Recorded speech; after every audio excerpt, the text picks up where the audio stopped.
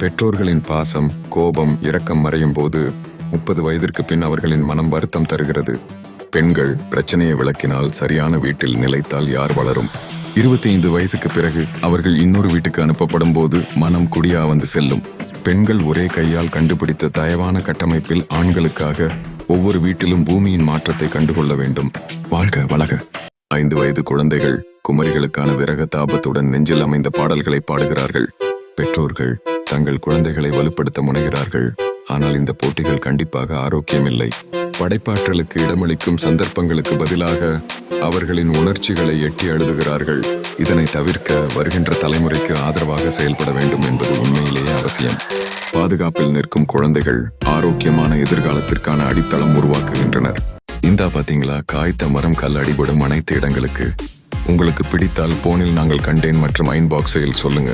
இந்த காமெடியால் அசாத்தியம் பெரிய எண்ணங்கள் தூண்டப்படும். உங்கள் நாளை திருப்பம் அதிரண்டும். வேறு என்ன சொல்லலாம்? சிரிக்க தயாராகுங்கள். ஏனெனில் இங்கு அனைவருக்கும் உள்ள விஷயங்கள் நம்மை இணைக்கும். இந்த பாத்தீங்களா, காமெடி லவ் லாடர். ஒரு சைனாக்காரர் சென்னைக்கு வந்தபோது வழியிலே பஸ்ஸும் ரயிலுடன் சாட்டும் குறித்து தனது கண்டிப்பான கருத்துக்களை சொல்லிக் கொண்டே சென்றார். அவன் போராட்டமான சப்தங்களால் தனது நாடுகளை நினைத்துக் கொண்டிருந்தான். ஆனால் இறங்க வேண்டும் என்ற போது ஆட்டோமீட்டரின் விலை கண்டு அதிர்ச்சியடைந்தான்.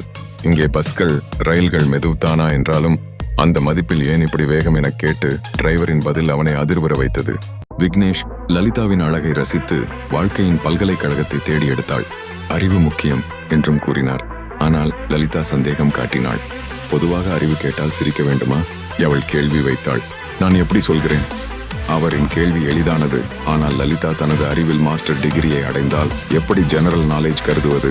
சிரிப்புடன் அவள் இனிய பதிலை அளித்தாள். வீட்டில் ஏற்பட்ட கருத்து பதிவுக்கு பின்னர் முன்பு கழியாத காதல் சென்றுவிட்டது. காதலின் கேள்விகளை அந்த கோபமான சந்திப்பு கிழிக்கும் போது ஒரு வாழ்வின் அடிமையாக மாறும் முகங்கள் மறைந்து விட்டன.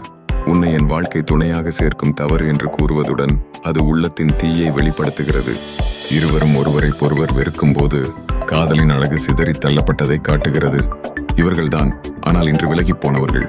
வாழ்க்கையில் பல விஷயங்கள் புரியாம நம் பொண்டாட்டிகள் எப்படாவது நம்மை வெறுத்து விடலாம்.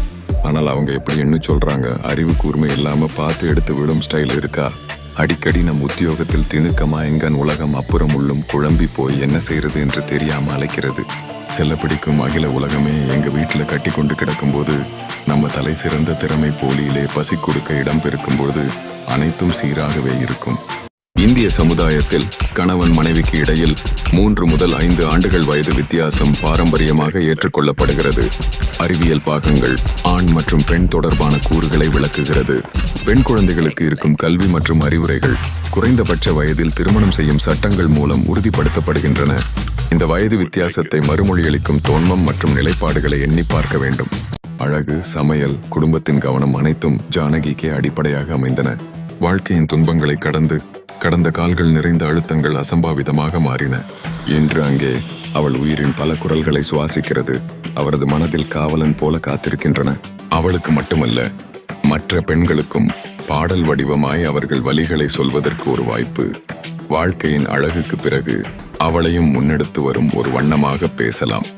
மருத்துவமனையில் உள்ளே காதலிலும் பயமோடு நிற்கும் கணவன் தாய்மகளின் சுவந்தத்தின் வெளிமுறையை எதிர்நோக்கி மிகுந்த அஞ்சலியுடன் இருந்து கொண்டிருந்தான்.